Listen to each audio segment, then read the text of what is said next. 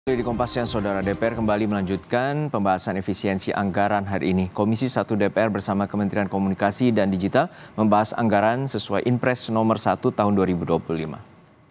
Rapat pembahasan efisiensi anggaran dilakukan Komisi 1 DPR bersama Kementerian Komunikasi dan Digital dengan menghadirkan KPI, KIP, dan Dewan Pers. Dalam rapat, Kementerian Komdigi menyebut efisiensi anggaran belanja kementerian atau lembaga melalui instruksi Presiden nomor 1 tahun 2025 justru menjadi momentum untuk merancang strategi baru agar digitalisasi tetap berdampak langsung bagi masyarakat. Sebagai langkah nyata, Kementerian Komdigi akan melakukan sejumlah strategi, diantaranya reprioritisasi program dan anggaran, dan mengoptimalkan kerjasama melalui kemitraan. Para pejabat eselon 1 dan jajaran. Dengan terbatasnya alokasi anggaran pada pagu anggaran tahun anggaran 2025 ini, maka strategi yang akan dilakukan Kemkomdigi antara lain: pertama, melakukan reprioritisasi program, refocusing anggaran, dan review yang mendalam untuk mencegah terjadinya berbagai pemborosan dalam penganggaran Kemkomdigi tahun anggaran 2025. Yang kedua, kami akan mengupayakan program-program agar dibiayai dengan pola kemitraan. Di saat yang bersamaan, Komisi 6 DPR menggelar rapat pembahasan efisiensi anggaran dengan Kementerian BUMN. Menteri BUMN Erick Thohir menyebut pihaknya telah mengusulkan anggaran sebesar 215 miliar rupiah sebagai batas minimum anggaran untuk operasional Kementerian BUMN.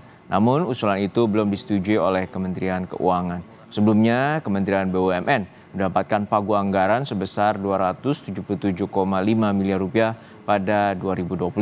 Namun setelah Presiden Prabowo mengeluarkan Impres nomor 1 2025, anggaran Kementerian BUMN dipangkas sehingga sisa pagu anggaran menjadi 161,9 miliar rupiah.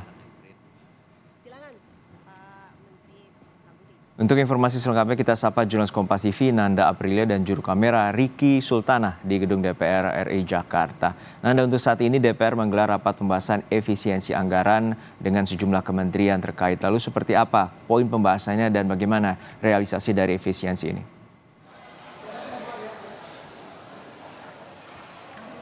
Betul sekali, Juno dan juga saudara. Untuk saat ini memang dari Komisi 6 sendiri masih berlangsung, di mana mengundang mitra kerja untuk hari ini adalah dari Kementerian BUMN, Kementerian Perdagangan yang langsung dihadiri oleh menterinya, dan juga turut mengundang BPKN dan juga KKPU.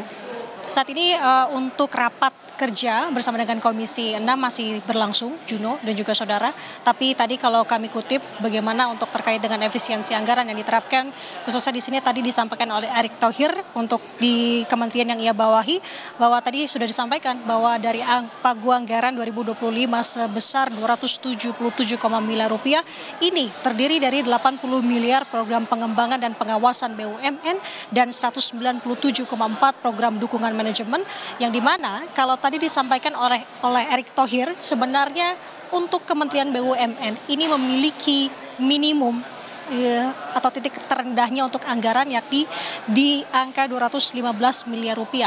Tapi tadi juga sudah disampaikan bahwa saat ini memang dari anggaran yang diberikan oleh Kementerian Keuangan adalah di 161,9 miliar rupiah. Dan saat ini komunikasi masih terus berlangsung antara dari Kementerian BUMN dan juga Kementerian Keuangan. Terkait dengan apa-apa saja dan juga terkait dengan efisiensi anggaran dan operasional ini, berikut kita dengarkan terlebih dahulu pernyataan yang disampaikan oleh Menteri BUMN Erick Thohir.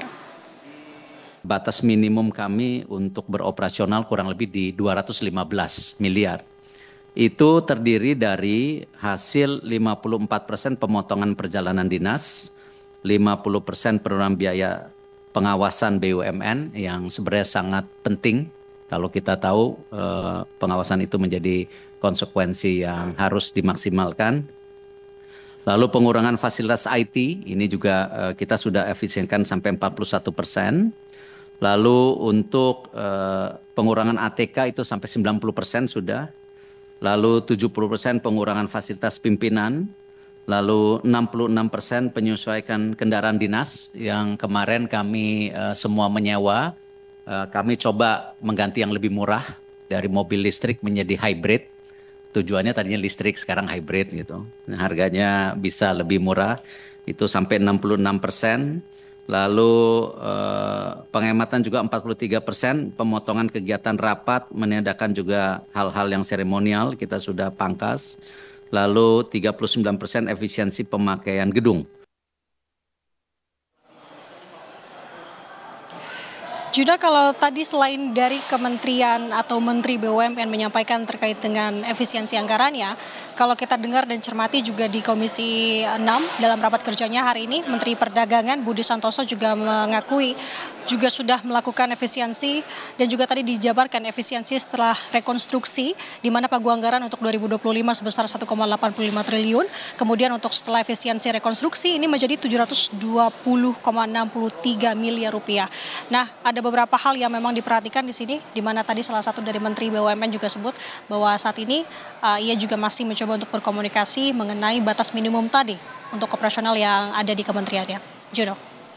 Ya Nanda, tadi juga ada pemaparan terkait dengan penghematan yang dilakukan oleh Kementerian BUMN. Lalu seperti apa strategi agar kinerja juga tetap optimal, terutama di setiap kementerian dan juga lembaga?